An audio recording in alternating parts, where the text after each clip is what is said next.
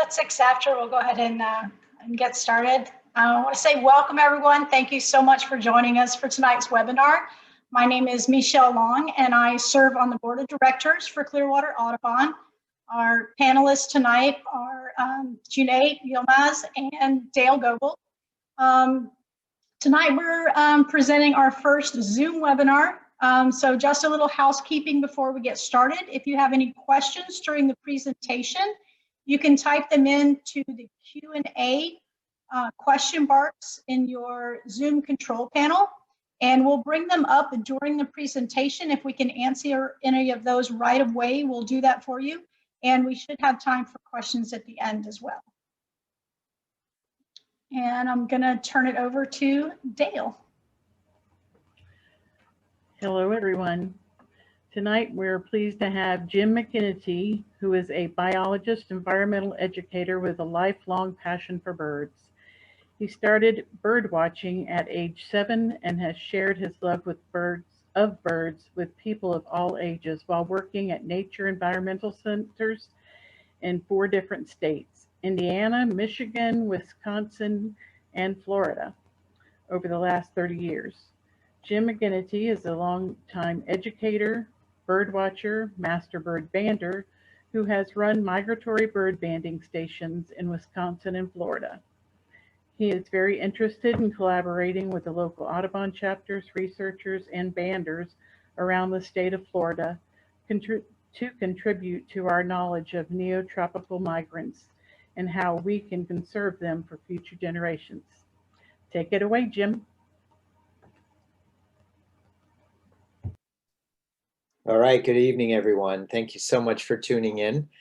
And I'm not a tech expert, so that's why I have my fellow panelists there. They can help field questions and keep me from making a mess of things a little bit. So I'm just going to plow through, and as you have questions, feel free to raise them. And then at the end, we have a quiz for you. So if you fall asleep, you better wake up in time for the quiz so that we have some prizes to give away. If you choose to participate, there's an easy quiz, so everyone will want to participate in that. And then there's one that's a little bit more challenging for all the expert bird watchers that we have at Clearwater Audubon. So I titled this talk, Where can the birds go? So that's a big part of bird migration, where the birds originate from, where they end up. And then of course, what I'm very interested in are what are called the migratory, the stopover sites. Where are they stopping? How long are they stopping? And so forth. So I started the project in, well, we'll get into this particulars in a little bit. So we're talking a little bit about the Dunedin Hammock Park, where I started doing the program, the banding research. And then I've recently moved it to Caladesi Island State Park. So let's go ahead and move along. Let's see, hit the right button. Here we go. Just give you a little history of bird banding. It's actually been around a very, very long time. One of the first known records of someone actually banding a bird happened to be royalty over in France. And one of the lords or kings, I forget which it was, actually put a band on their peregrine falcon. So the kings and royalty, they actually did a lot of sporting with falcons and did falconry. And his peregrine falcon, I think, turned up in North Africa. And so that was one of the first records, at least in Europe, if not in other parts of the world. And then in the United States, most people know the story, or many people know the story about John James Audubon, who he had a nest of eastern phoebes over one of his doorways, and he had the question that many had: where do these birds go? Do they come back? Are these the same birds? So he actually put a silver thread on the legs of the hatchlings, and wouldn't you know, the next year, I think 1 or 2 of them actually returned. So that was the first record of banding in the United States. So then it got more formalized in the 1900s, early 1900s. The Smithsonian got into it and started making it more professional, if you will. And then in the 20s, you have Frederick Lincoln expanded the banding program and made it a North American banding program. So, and that name to birders might be familiar, Lincoln. You can probably think of at least one or two birds that might be named after this gentleman. So, so the bands that I receive, that I use, and the people and the government agency that issues the permits, so you need to have a permit to do the banding from the U.S. Geological Survey. They actually have something called the Bird Banding Laboratory, and they actually are the ones who produce all of the bands. And I put in a request for the sizes and numbers and that sort of thing, and they send them to me. It's very efficient. It's very quickly. I get the bands. And currently, we don't pay for the bands. In Europe, I know in England, the banders, and over there they call them ringers, they actually have to pay for their rings that they use in their research. So you might be wondering, well, why are we doing this? Why even band birds? So these are some of the reasons that ornithologists band birds, gathering a lot of information. Here on the right, you can see some of the different projects. This one, they're actually using color bands. So that's depending on what you're studying. If you want to be able to identify individual birds without having to recapture the bird, that's one use of color bands. Some of the things that we've learned, we can learn the migratory pathways of the birds. Where do they go? Where do they stop? And we can learn that through bird banding. Another thing we can see is how long these birds live and what are some of the things that are causing these birds to be at risk. And you can see some of the different reasons, whether it's invasive species or natural disasters. And we could talk all night about the effects of fire and smoke, like out west, how it's affecting these birds, especially when it happens during their migration. We can estimate, they can also estimate the population sizes by using banding. That reminds me, when I was in college, I did an internship in Nevada, and that was the first time I was introduced to banding. And I was, you know, a lowly intern, and I went out and volunteered. They were doing a survey of the chucker partridges out in Wyoming, or it was in Nevada, and we were banding the partridges, and they used little white flags, like flagging tape, right on the wing. And what they did the next day, so they counted how many they banded, and then they flew over in a helicopter, and they counted all the partridges that they saw, and they can use, you know, do the math and the statistics, and they could estimate the populations that way. So another use, and that's a game species. So so there's lots of different things you can learn. And you know, when we started getting fancy, I think actually this pop-up came from John Hood and Clearwater Audubon.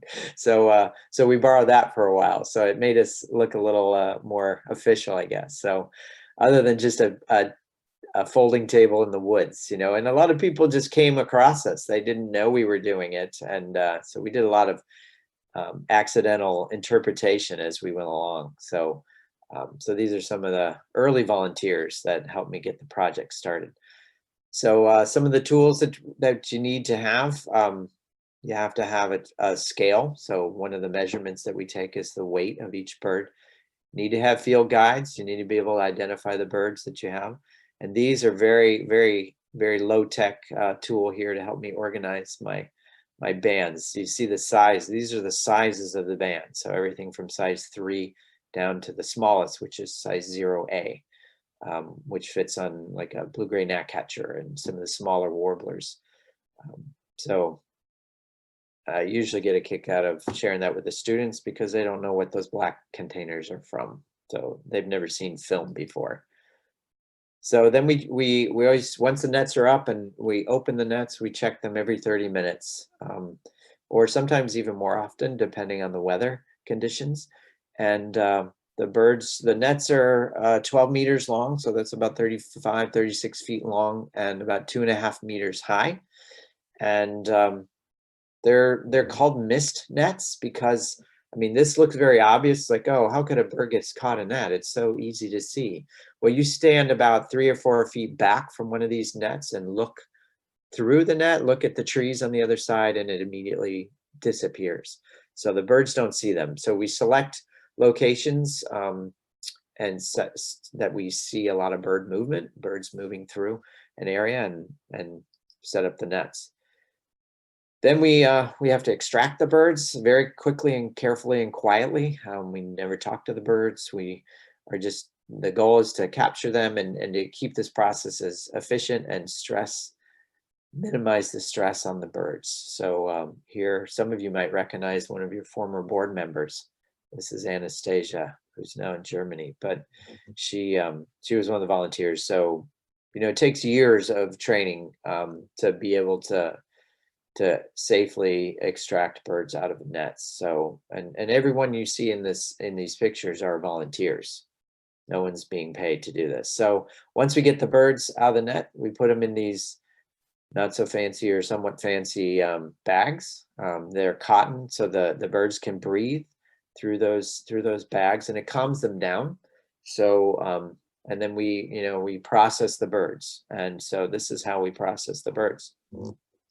First, you have to identify the bird, and we had one volunteer who took a lot of photographs. He's got a lot of photographs in this show, and he loved taking pictures of the bird with their picture. So I called it our early reading program. We're teaching the birds to read. But so this is you can't band a bird if you don't know what kind of bird it is. So once you know the name of the bird, this is a tool called a leg gauge. So you can see these numbers represent the different sizes of the bands, and you put the bird's leg in these slots to make sure the band is the right size.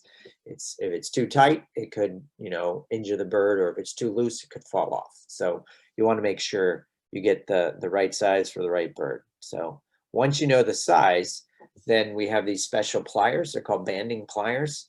And if you look closely, they have holes in them, these pliers. And this is the band. And the band is going around the leg of the bird. And the bands are in strings of 50 or 100. And believe it or not, in one of those little film canisters is 100 bands on one little wire. And I pull them out one at a time. And each one is sequentially numbered. So individual number. And we use the pliers to open the band up, and then it fits in the slot. And then if you look right here, there's a little slot here. And so the bird's leg fits right through there. The band's around, then I clamp down with the pliers, and then the bird's banded. Then I open the pliers and take it off the bird. And the band will be on the bird's leg for the rest of its life, unless it's a very eager cardinal or grosbeak. So we've taken to using stainless steel bands for those birds. The rest of the bands are made out of aluminum, which is very soft and very lightweight. So once we have the bird identified and banded, we take measurements. So one of the measurements, especially for migratory birds that we're interested in, is what kind of condition are the birds in? Are they, do they have a lot of fat on them? And fat is energy. And fat is the energy that will propel them for thousands of miles to their winter residence, if you will. So what I'm doing here is I'm blowing the feathers of the bird's chest out of the way to look at the fat. Now, if you feel on your neck, everybody has these bones right here, your collarbone right above that. It's a little bit of a hollow, and birds have a real hollow right there, and that's called the furcular hollow. And that fills up as they feed and they fatten up and get ready to continue their migration. It fills up with fat. Now the fat is orange, or in this picture, it looks like a light yellow. That's fat. And this would be a fat of probably 5. I'd have to look down here to see if it has more fat down here. 7, it's on a scale from 0 to 7. A bird that's just arrived, maybe flown a few hundred miles the night before from Georgia or North Florida, they would have a hollow, a depression right there, and there'd be no yellow. So that would be a fat of 0. And what you see below it is this is muscle tissue. So muscle is red, fat is orange. So there you go. All right, now comes the detective part. The tricky part, and I took a 3-day Zoom course last weekend trying to get better at what's called micro-aging the birds. So sexing and aging the birds based on clues in their feathers. So what we're looking at is what we call the molt and what's called the molt limits. So the changes in the feathers. So as the birds molt their feathers, and every bird molts at least once a year, and some have a molt in the spring before breeding. But the birds, like the juvenile birds, actually retain feathers. They keep feathers. And so you'll see some old ratty feathers. I don't really see them in here, but then you have some fresh feathers. And so depending on, I look in this book called the Pile Guide, and it has detailed information about every single species molt pattern. And you can tell how old the bird is, essentially. So you gotta know your terminology for the bird there, all the feather tracks and all that. So, and this is an example of how subtle some of the things are. And actually this is not very subtle. But if you look right here, you see these little kind of buffy tips right here. If you look on this bird, you don't see those buffy tips. These are both wood thrushes. And so a hatchier wood thrush often, but not always, will have these buffy tips. And I wish I didn't cut off the picture here, but these are juvenile feathers. But a bird that's a year older will have lost those feathers and grown in fresh adult feathers. So you notice these are all equally fresh. So this is what we call an after hatch year bird. Now we can't tell if it's 3 years, 4 years, 5 years, 8 years old, but we can tell it wasn't born that year. So that's one thing that we're looking for. This is a bird most people are familiar with, the blue jay. Now, one thing we look for on blue jays is we look at these feathers right here. When they're young, they don't have the black marks. See, there are no black marks there. That means this is a hatchier bird. I wish I don't have many pictures of adult blue jays because they're smarter. They've learned. So you only catch them once. So, but yeah, the adult blue jay would have black lines on there. Another thing we look at is the lining of the mouth. With blue jays and catbirds and things like that, the older they get, the color of the roof of their mouth changes. So that's something else you can look for. All right, let's see. All right, so the other thing we do is we measure what's called the wing chord. And so we're recording all this information in the database, and then we send it and share it with the government, and all researchers can look at this information. So sometimes the length of the wing can actually help you tell whether it's a male or a female. Then we weigh it. This looks awful, I know, but it lasts about 3 seconds. So I've yet to learn how to, I haven't been able to train the birds to sit on the scale without flying away. So until I do, we use the tube. And it's very quick, literally seconds to weigh the bird. And then everybody's favorite part is we release the bird. So if you look closely, you can see the bird has a band on its leg. So, you know, the band weighs less than 1/10 of a gram, which doesn't sound like much. It isn't unless you weigh 10 grams. Then it's a decent percentage of their weight, but not enough to significantly impact their survival. But again, this bird, when this bird's captured again, if I recapture it, or what I'd love to have is another bander catch one of my birds. That's what we would call a foreign recapture. And I've never caught any other banders birds yet, but it's a numbers game, really. So some of the results, I mean, this is the data, all the data that we gather on the bird, species, age, sex, how much fat, wing length, date, time we captured it. We even keep track of which net we capture the birds in. That way we can see which nets are most productive. So I promised my wife I'd only do 1 or 2 graphs. So I kept it light because it is an evening. So this gives you an idea, just a snapshot of the number of birds that we've captured by season. And if you look, what jumps out is that we tended to do better in the spring which was interesting. As we started into this project, you know, all the birders would tell me, oh, you never go bird the hammock in the spring. There's nothing there, or there's not much there. It's better in the fall. Well, as you can see, maybe it's better for birding, but it's not better for banding. So, so we caught some very interesting birds in both seasons, really. All right, so some of the highlights. I mean, we were at this for 9 years. So we banded 1,100 birds, which is a lot of birds. 62 different species were banded. Here are some of the highlight species. If you really want to know, I have a slide that has all of them crammed onto one slide, but you probably don't want to see that. But some of the species, some rose-breasted grosbeaks and blue grosbeaks, both tanagers. We've only caught one Blackburnian warbler. Not that they're not there, but the nets are close to the ground typically. So we're selecting more for birds that stay low. I think the day we caught the Blackburnian, it was a windy, kind of misty day. And I think that drove the bird down lower into the canopy. And actually we put up a canopy net built by John Hood. And it actually was the first time we had it up. We caught a female Blackburnian warbler. So we're like, hey, this is all right, John, you're okay. You're a keeper. So Swainson's warblers, which probably was one of my favorite early stories. I had a volunteer who extracted the bird, put it in the bag and handed me the bag and said, here, Jim, I don't know what's in this bag. I'm like, huh, okay, that's always exciting. So to be honest, I had seen to that point, I'd seen very few Swainson's warblers in my life, and I've been birding for a long, long time.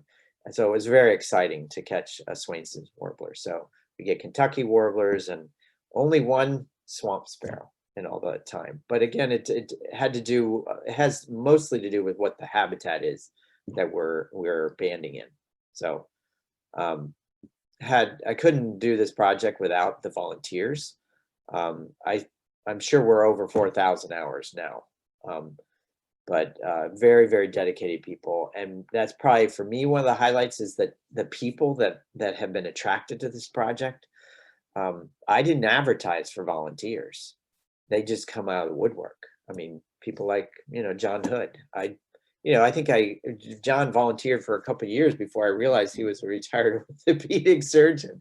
I had no idea. People come with mad skills, and it's just really awesome. And everybody contributes with whatever skills they have. So the city of Dunedin was very, very supportive. Of course, Clearwater Audubon, St. Petersburg Audubon, and then, you know, the park staff and private donors and that sort of thing. So helped keep the project going.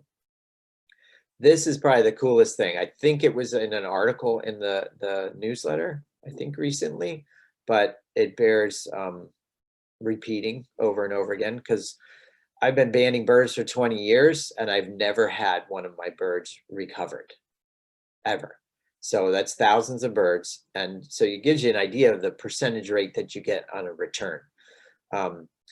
So last fall, you might remember during the birding festival, there was a storm, there was lots of rain. We actually canceled our banding on Caladesi Island for the Sunday morning, and we switched it to Dunedin Hammock, and we caught, I don't know, 80 birds that day. It was crazy.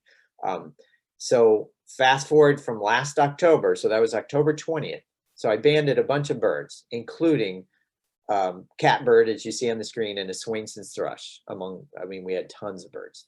And those two birds that were banded the same day in the hammock were both found this past spring and early in summer in two very different locations. As you can see on the screen, the Swainson's thrush was found in southern Minnesota, and the catbird was found up in Massachusetts. It was just blew me away. It was just amazing. And it was really neat because I could actually, the banding lab sends you the information. Your bird was found, this bird was found here, this date. But they also gave me the email addresses of the person who found it. So I was able to communicate with them and get the story behind them. Unfortunately, both these birds were found dead. That's often the case. But they were both very excited to be able to hear about where the birds came from. And I sent them a sticker, so they both enjoyed that, I think. So, but that's, and the guy in Massachusetts is a duck hunter.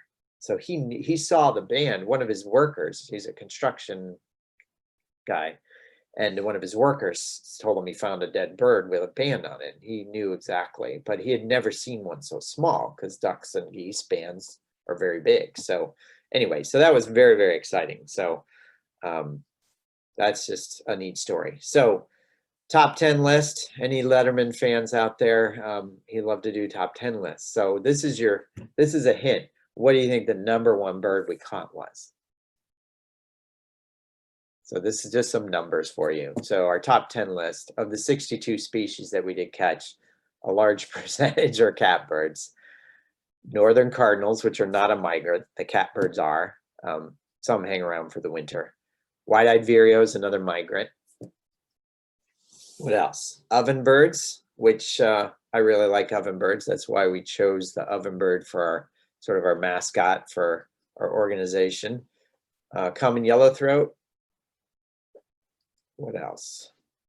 Hooded warbler. Again, they're forest species, which some of these aren't too surprising. Indigo buntings. Probably the reason we caught so many of those, there's a little patch of like a field habitat that, you know, that attracts the buntings. Only caught like 3 painted buntings though over 9 years. Carolina wrens, plenty of those. Lots of wood thrushes.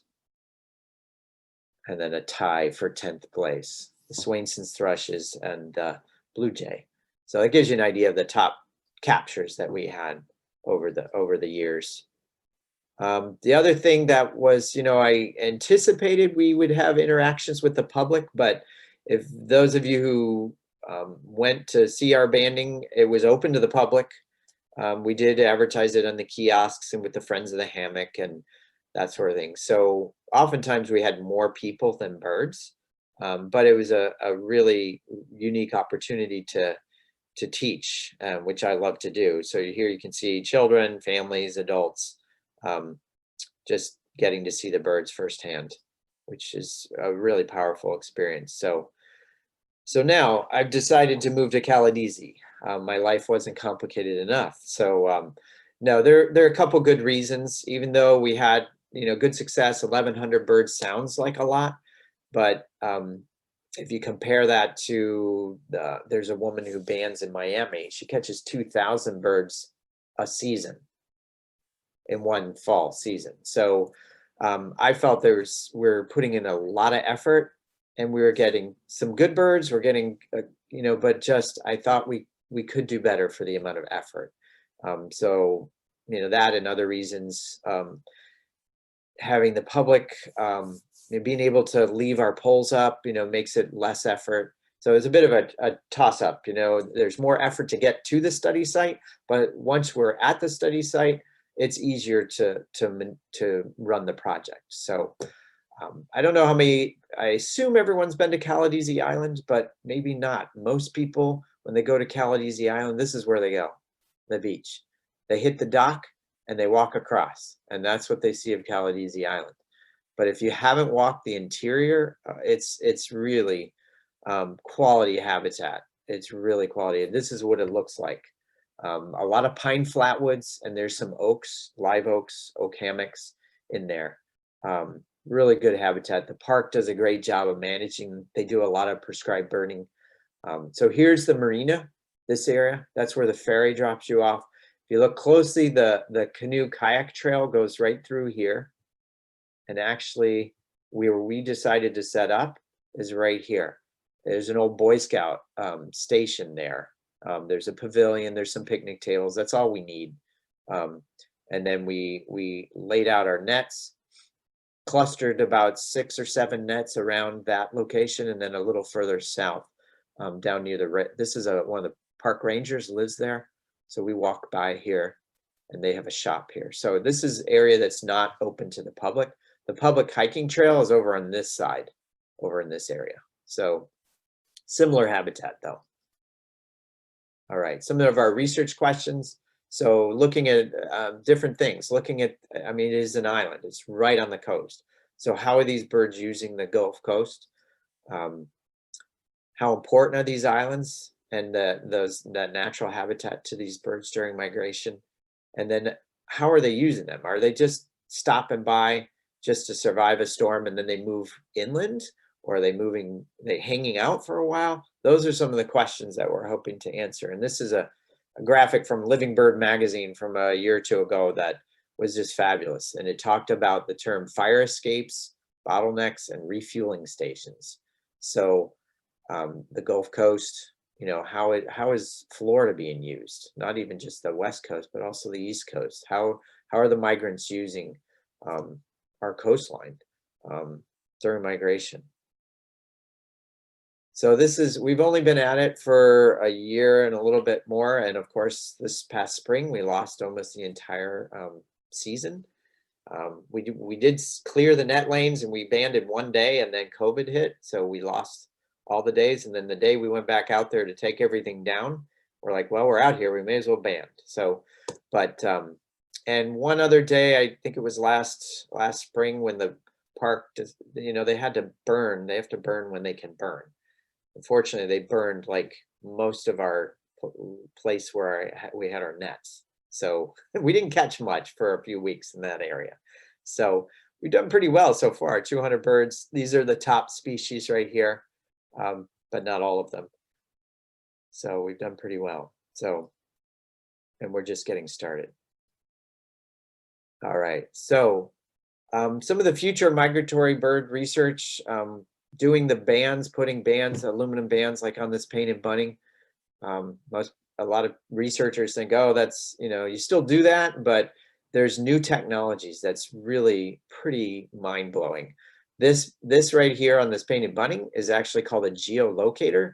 So for larger birds, the swallowtail kites and all of that, they can put backpacks on these birds and they record the bird's location every day for a year or two, depending on how long the bird is alive and moving around.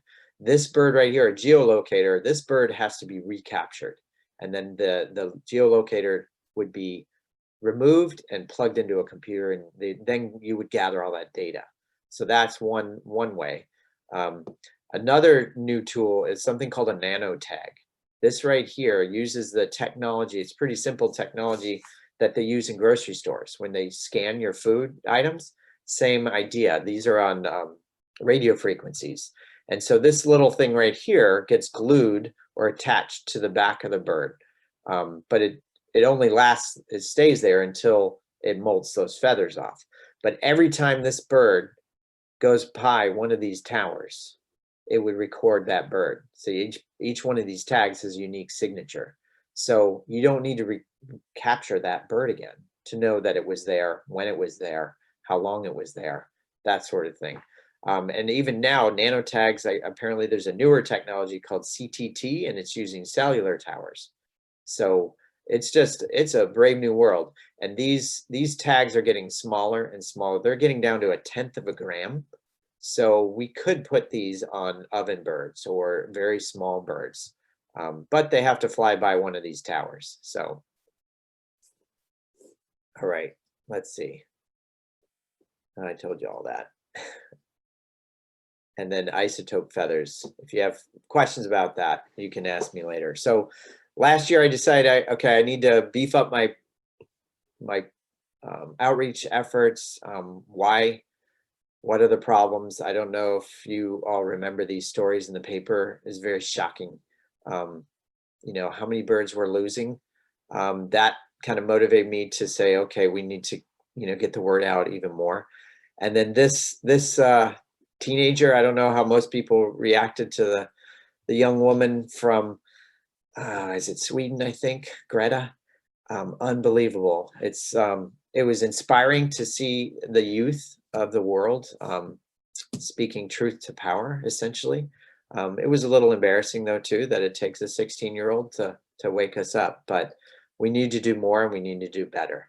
So, but you might think, well, I'm not a researcher, I can't do that, you know, what can I do? Well, there are a lot of things you can do. And if enough people do these little things, then it will make a big difference for these birds. Most people, unless you live in an apartment, you can add water, provide water to these to your landscape. Most people focus on bird feeding, but not every bird eats seeds or suet. So, but they all need water. So even as simple as a dish, a bird bath, you don't need much. Just put a simple plastic dish, shallower the better, just on the ground even, and birds will find it. If you can add some dripping or some motion, and then the birds will find it even faster. If you want to go crazy like some of us, you can naturalize your entire landscape, use all natives or mostly natives, and provide as much natural food sources as possible. Beautyberry. I'm amazed at what birds, you know, are attracted to some of our native shrubs. This one, you know, is something to think about. If you have a cat, and there's lots of data and lots of research and science behind the number of birds and other wildlife that are killed by domestic cats is staggering. There's a whole book called Cat Wars. If you want more data on the science behind it and how they came up with the millions and hundreds of millions of birds are killed every year by domestic cats. So if you can keep your cat inside, that would be, you'd be doing a great service to our migratory bird friends. And most people say, well, my cat likes to be outside. Well, I didn't learn this till recently. You can actually build them a catio. So if you want more information, go to Cornell has created this cool thing called 7 Simple Actions to Help Birds. I put the graphic down here. There's some other things you can do. I mentioned just these 3. You can participate in citizen science. You can drink shade-grown coffee. I'm not a coffee drinker, but I'm still working on my wife to get her to change her coffee drinking habits. But so that can actually help birds on their wintering grounds. If we produce more shade-grown coffee, there's more habitat left for these wintering birds. So like I couldn't do this without the help of volunteers. I can't do it without some financial and in-kind support, really. So help from Audubon Society board members, both financially and otherwise, is a big help. In St. Petersburg Audubon Society. Caladesi Island Ferry, you might think, oh, that's nice that they give them some money. Well, they don't give us money, but they do give us a ride, which is helpful. So when we're out on the island, oftentimes we have more volunteers than we can transport back on our little boat. So the ferry allows us to ride back to Honeymoon for free, so which is really, really nice. So if you're interested in following more day-to-day about what's going on in the project, we do have a blog. Right now it's called the Hammock Bird Banding. Just type that in and it should pop up.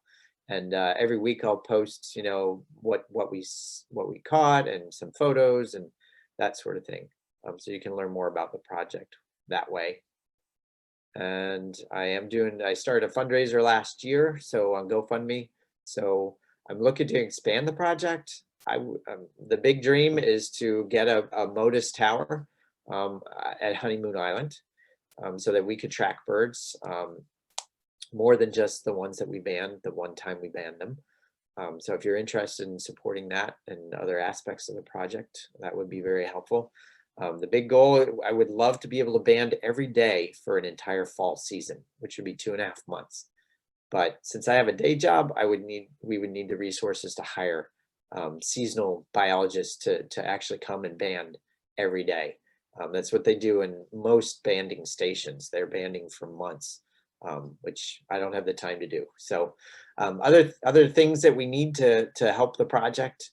You notice I didn't put like a big yacht. I didn't put a giant big yacht fancy boat, but a boat that transports more than 3 people at a time would be very helpful. And right now we're just doing 12 days a year, you know, or 6 in the spring, 6 in the fall. So if you have a boat, you like to boat, and you like to get up early on Sunday mornings, give me a call. Anybody who's interested has engineering expertise. You know, I'm not a technology person, but I understand the technology and the value of it. But once we get a tower set up, we would need help maintaining it and downloading the data and helping with that.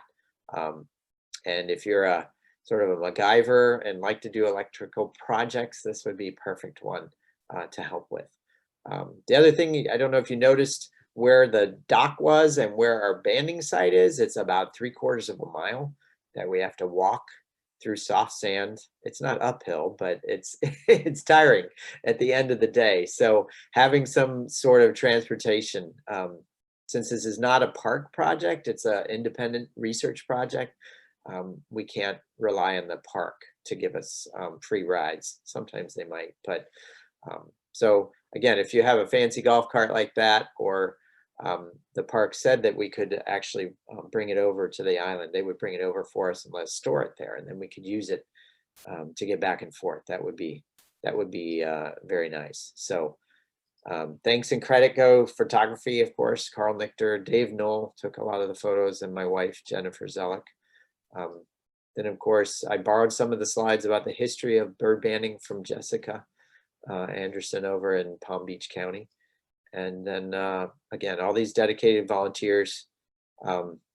This is only a few of them, the few, the proud, the net laying clearers of my volunteers. And then this boat here, I should have mentioned under supporters, the Audubon Society donated this boat.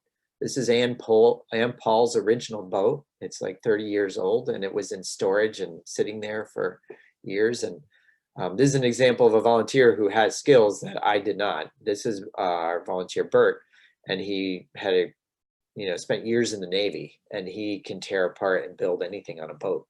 So he pretty much, we took the donation, he fixed the motor, and now we have this boat that can get us back and forth. But like I said, it only carries 3 people. So anyway, so if we can't get to the study site, we wouldn't have a study. So. All right, so who's ready for a quiz now that I've put you to sleep with all this data? Now, this is a first. We're gonna try to make this as interactive as possible. Now, if I were there in person, I'd be, asking you, whoever answers the question first gets one of our stickers here. Oh, let me put it up there. Okay, so, but what we'll do instead, we're gonna try, you answer the question, I believe, in the question and answer Q&A at the top of your screen. If you identify the bird, and I think we're going to keep track of who answers the questions first, correct? Is that how we're going to try this, Michelle? And then we'll mail you a sticker. All right, so see how you do. And we have 10 easy questions, and then we have about 11 harder questions, or quiz birds. All right, this one is pretty easy. Everyone should get it because the answer is right in front of you. All right, so that's Magnolia Warbler. So did everybody answer that one correctly? All right, let's move on. That's a Magnolia Warbler. This one everyone should get right. And this is what we put in their mouth to keep them from biting us. All right, so the Northern Cardinal. All right, I can now see the question and answer, but I can't do both here. All right, so we got some cardinal lovers. That's good. Let me turn off the pointer. All right, our panel's keeping track of this, I hope. All right, how about this one?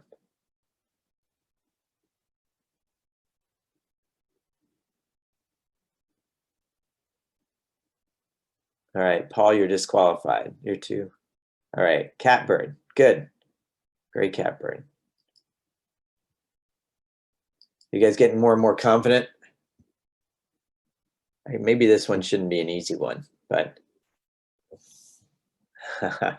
All right, how about this one? Probably one of the most brilliant warblers that we have that hang out near water. I'll just move through them for Tanager.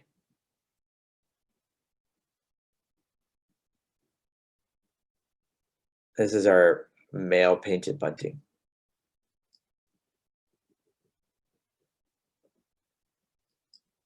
Indigo bunting. I'm not giving you guys much time to type, and I'll slow down. All right.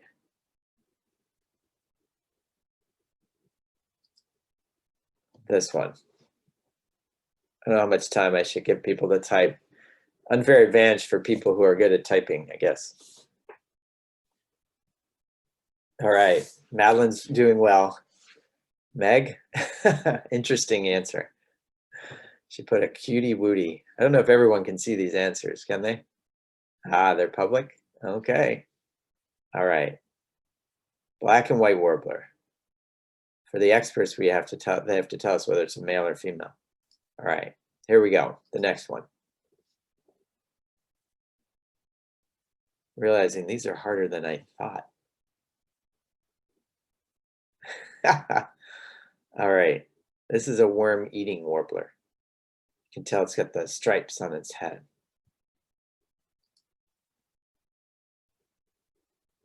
All right. This one. We've only caught one of these in all the years we've been banding. It's a little bigger than a phoebe. And it has that white stripe at the end of its tail there. Very striking, black and white. It is a kingbird. It's in, let's see what kind. I think Marianne got the closest. All right, how about this one?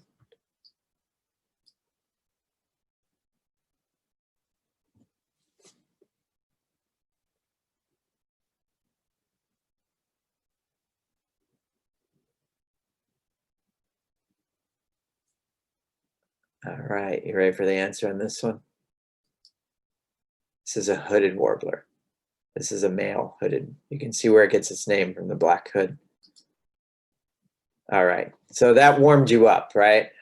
That was the easy one. So all the experts who've been sitting back and not answering, now it's their chance. All right, I expect Dale and June to see how they do. All right, how about this one? You're like, wait a minute, where's the bird? Well, sometimes you only get to see part of the bird, right? So you should know what this is. You know its wing is only 54 millimeters, right? That should be a clue. And they have these little wing bars here, green on the back. Give you a hint, they nest here. And they're one of the early birds to arrive. All right, we have one answer. Marianne got it right. Northern Parula warbler. All right. Here you go, you got two. Two for the price of one. Give you a hint, one of these is our mascot bird. But that doesn't help you if you don't know the name of our mascot bird, does it? So this one, I'll give you a hint. This has orange and black stripes on the top of its head. You can't quite see that. So we have an oven bird. So we have consensus on that.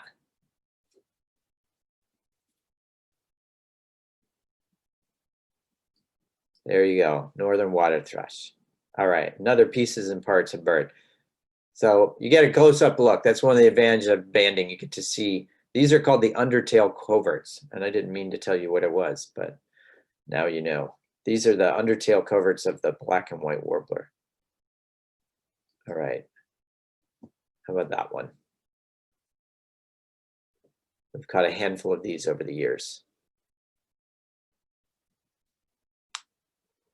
And this is a nice male. If I was really sadistic, I would give you a female of these and see if you can identify that. It's larger than an indigo bunting. And indigo bunting males don't have this brown, these brown wing bars here. So it's larger.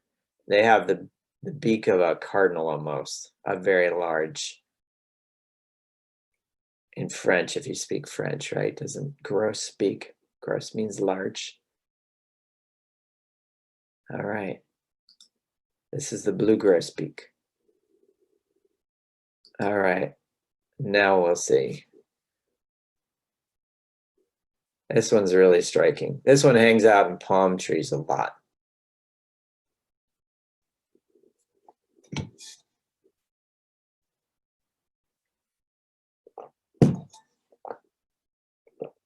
Let's see if Madeline's right. This is what they look like from the side, at least. You see where they get the name, yellow-throated warbler. This is my ringer. So all these birds have been banded, caught and banded in the Tampa Bay area in the last 9 years. This was the most exciting thing I've ever caught. And I'd never seen one in Florida before that day. We could be waiting for a while. Everybody reaching for their field guides. All right.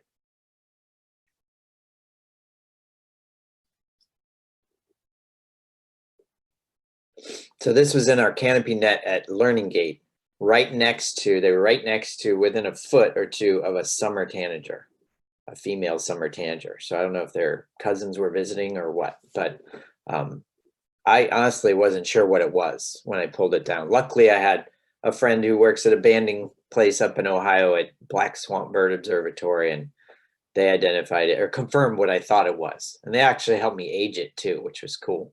So it's a Western tanager, and I was very surprised.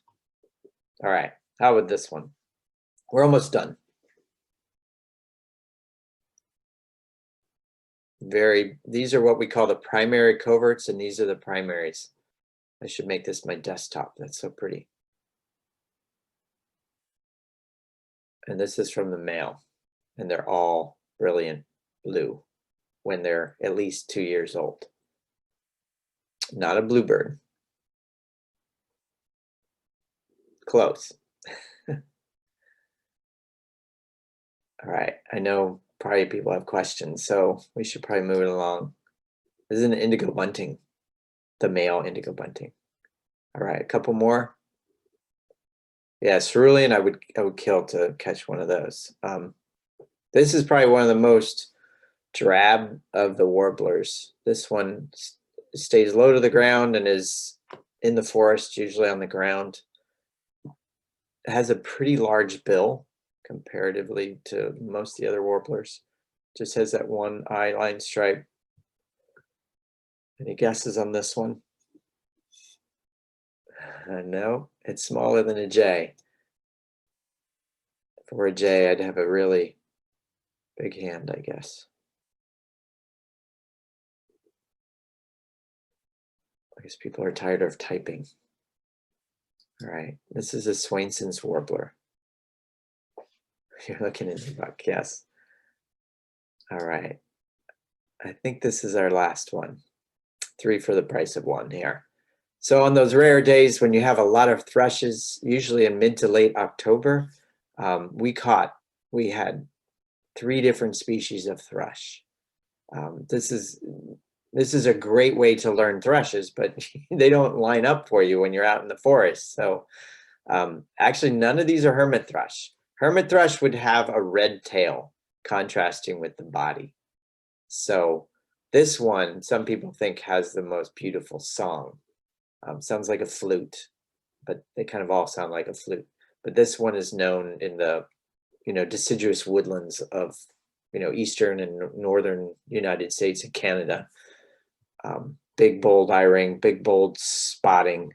These two are very similar. These two are tricky. You have to look for the eye ring right here, the buffy eye ring there. This one does not have the buffy eye ring, and this has a gray right on its face or its cheek. So so these 3, the wood thrush, gray cheek thrush is this one in the middle, and then what's called the Swainson's thrush. So I think that's it. I could go on, but I won't. So thank you all very much. I saw 1 or 2 questions, I think. Somebody asked about hummingbirds, I think. I can't remember the question. You're welcome, Madeline. I don't know how I open up these questions again. The question is from Meg Keller. Oh, okay. She says she's loving the presentation. Please speak to the characteristic of the Pinellas hummingbirds. We've caught a few, but the only ones we've caught were ruby-throated hummingbirds. You have to have a special license and training to band hummingbirds. And most hummingbird banders do not use mist nets. They use traps, like a wire mesh trap. They put a feeder in the middle, and they have like a remote control, and then they just reach in and get the birds. But they're just really, really tiny, and I just it would be very. I have a friend in Milwaukee who bands hummingbirds, and she said she almost quit the training after the first day because of the bands. They spent the whole day cutting out the bands. It's like putting a piece of aluminum foil through a printer, and then you take an X-Acto knife and you cut out all the little bands, and then that's what they wrap around the bird's leg. So it's pretty amazing. But other than knowing that there are some rufous hummingbirds that spend the winter here, I know in Valrico there's one that's been coming for 7 or 8 years. There are hummingbird banders. There's I think somebody up in Tallahassee who, if you have hummingbirds, especially in the winter, unusual hummingbirds, he'll come and band them in your yard, I guess, if they come back. So that's about all I know about our hummingbirds. I know ruby-throats do nests here. A lot of them migrate through. I know we saw a nest one year in Hammock Park. So they're way cool. You have to have a special grip. They call it the pencil grip, which is just like that. You just hold them right like that. So yeah, they're crazy small. So I don't know if that answers your question or not, but any other questions out there? We have a Facebook question from Jason. He wants to know if you have caught any red-shouldered hawks. What's his last name? Might it be Gerard? Yes. Yes. Yeah, luckily that guy helped me extract hawks from the net, but I have had a few. When I was in Wisconsin, I did catch one sharp-shinned hawk too, and we've caught 1 or 2 screech owls, but unfortunately, more at Learning Gate, we have red-shouldered hawks around, and anytime there's a hawk around, you generally have to close the nets or just increase the frequency of your net checking, because they will take birds. They will kill birds in the nets. So there are other predators too. Like the training I was doing last weekend, they were in Pennsylvania, and they had to close their nets because there was a bobcat hanging around. And bobcats, snakes, in Florida, fire ants, you got to worry about that. You don't want to have your nets too low, because then fire ants could get to the birds and kill them. So we've been, knock on wood, we've been very fortunate. We've had a very low injury rate over the years of 1,100 birds. So, but you always have to be aware of that. So, but I could use some training on how to band a hawk, but I don't know. I'll stick to the little birds. Mm-hmm. You did catch a pileated. That was interesting. Yeah, we've caught those. We've caught them. And actually, the first time I caught them at Learning Gate, I didn't have bands big enough. And that was just, awful. So I'm like, okay, I ordered some size 4 bands. So we banded 2, one in the hammock and one at school, pileateds. But they're usually, the bigger birds typically bounce out of the nets. They don't get caught in the nets. Usually the biggest thing is maybe a blue jay. But even those guys, sometimes you'll go to a net and there'll be like a bowtail grackle, and they'll be, it looks like they're doing the backstroke. They're upside down in the net and they're kind of going like this, and they're moving down to the end of the net. And when they get to the end of the net, they get away. So, but usually it's this, the nets we use have smaller mesh, so it's for these smaller songbirds. That's what we're after. So. And you caught a yellow-billed cuckoo? Yeah, you were there that day, June 8th. We have not caught any black-billed cuckoos yet. I have banded those in Wisconsin, but so somebody asked about reading the band in the field.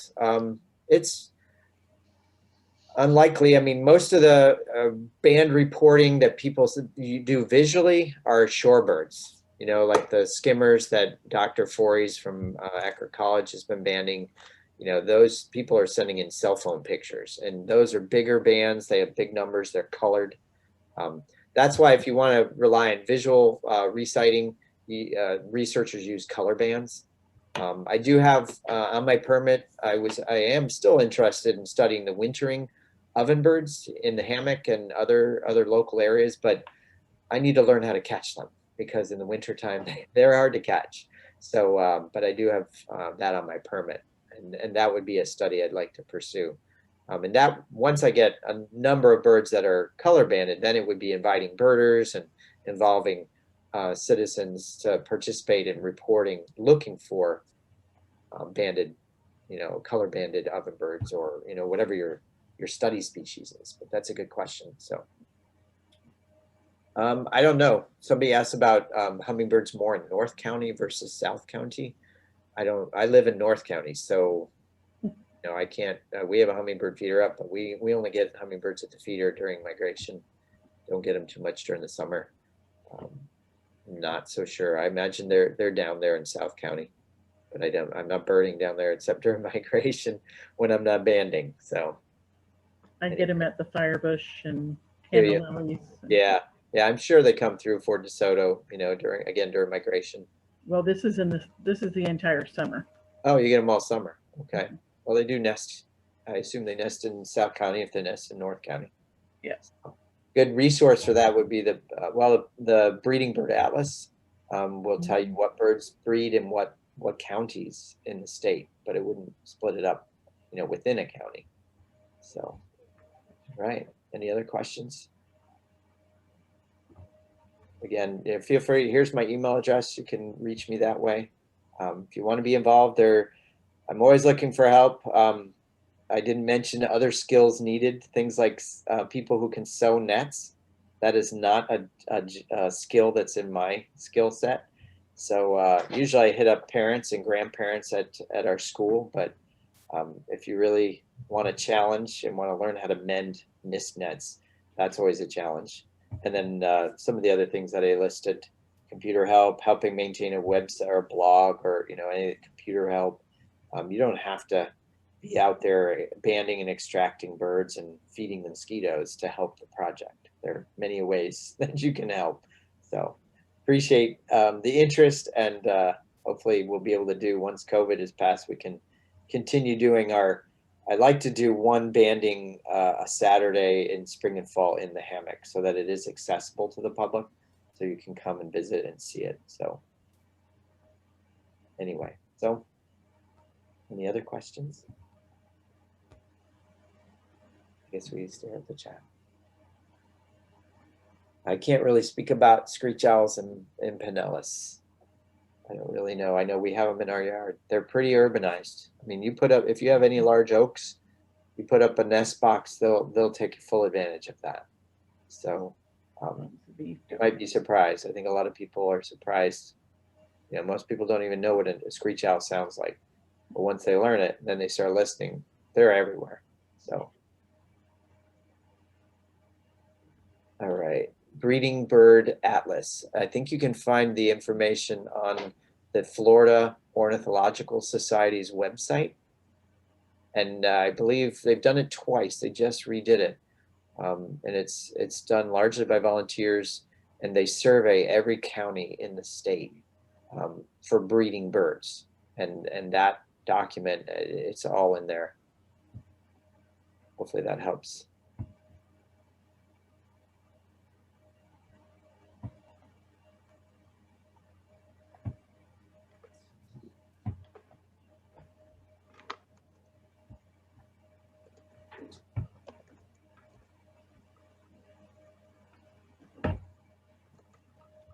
Well, if there aren't any other questions, I guess we've captured it. Whoever participated in the quiz can get a sticker. I think we've got emails, or not sure how we'll be able to send stickers to people.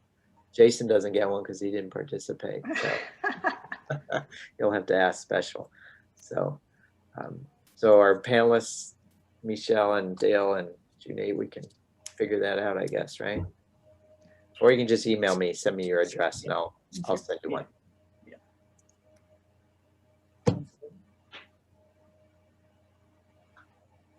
I look forward to talking to you guys in a few more years and tell you how it's going on Caladesi, right? Yep. Thanks a lot, Jim. That's a very good presentation. Oh, thanks. Appreciate it. Now I get to do it around the state, so spread the word, right? This is one advantage of Zoom. You don't have to drive to Orlando to give a talk, That's right. right? Right, should I stop sharing?